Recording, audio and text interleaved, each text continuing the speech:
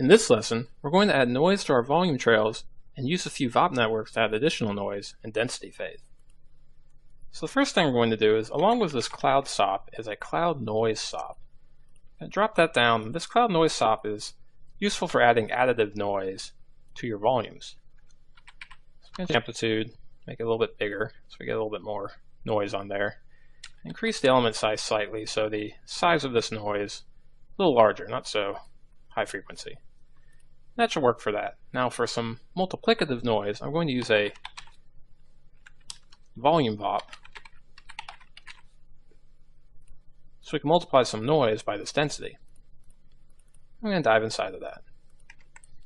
I'm going to use a curl noise for this. So I'll drop down a curl noise, plug our position into the position for the curl noise. I want to change, it's a little too high frequency. Change the frequency for this to 0.3. I'm going to multiply our density by the output of this noise. Let's see what this looks like. Plug that in. You see now we're getting some multiplicative noise. Now it's a little bit too harsh. One way we can fix that is that we can just mix the original density with the multiplied noise. If I plug this in, this is going to give us a perfect split of noise and no noise. And we want to bias it a little bit towards the noise, which is the second input. So if I pick something like 0.88, now we're getting some subtractive noise in here, but it's not as harsh as if we had used full noise. So this will probably work. Let's hop out of there. We'll just call this mult curl noise. Now, unfortunately with this cloud SOP, while it's very powerful, it's missing one key feature in which it doesn't really read a density attribute. So if we want to have density fade in there, we're going to have to do some additional operations to get this to work properly. So what I'm going to do is I'm going to drop down a VBD SOP. I'm going to plug this into our cloud so it's sourcing the VBD attributes that this cloud is creating. I'm going to name this VBD density and just make the voxel size something like 0.25. So now we have an empty VBD. I'm going to also make a volume rasterized particles. And what this is going to do, it's going to take, it's very similar to what this cloud is doing, but on a more simple level. It's going to take points from a source VBD and rasterize those points into a volume. Now why this is useful is because this will actually read our density attribute. So if you see here, you can see the density where we are fading off our density attribute is fading off here as we would expect. Just going to increase the particle scale so it fills in this whole area. Now the shape that we're getting from here is not as nice as what we get out of the cloud tools, but we do want to use this volume to multiply it by our original volume so we can get that density fade. And we can do this again with a volume VOP. So we'll get the volume VOP, plug this into the first, the second. Let's dive inside. So we're going to need to do a number of operations to get this to work properly. So I'm going to, first off, start by getting a volume sample of our second input. So I'm going to source the position of our first input and tell it to get the second input.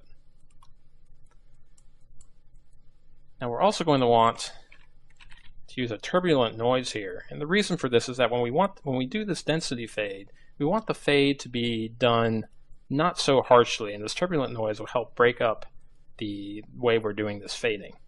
So I'll source the position, source the position, and for frequency we'll decrease it slightly so it's not too high frequency, something like 0.5. Now I'm going to take our volume sample and the noise we just made and multiply them, the second volume sample I mean. So multiply the second input volume sample by the noise. Now just to see what we have here, let's look what this looks like.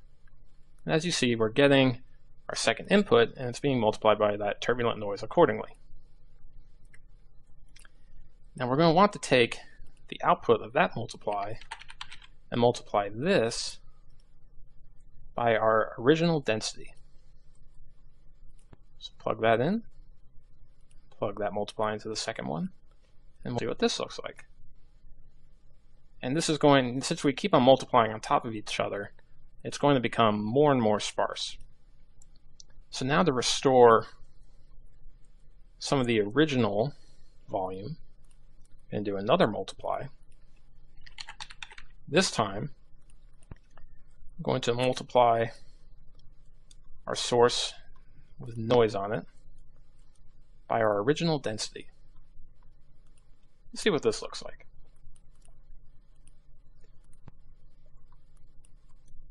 So that's getting a little bit more of our initial trail in there, but as you can see, because we're multiplying by the faded off volume, we're getting a little bit more volume fade back here.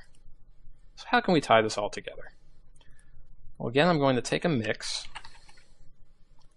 I'm going to mix this multiply by the second one. And for the bias, I'm going to take our volume sample and fit it. And the reason I'm fitting is so we don't increase our density over 0 or 1. And the original fit values should be fine. And this is going to be our bias for our mix. So if I plug this in, we're now getting a density fade that's fading off using that turbulence so it doesn't fade off so harshly. Sweep back out. We now have our trail all set up for noise. So that is how we add noise to our volume trails and fade them off properly. In the next lesson, we'll finish setting up our trails and start adding lights so we can render them.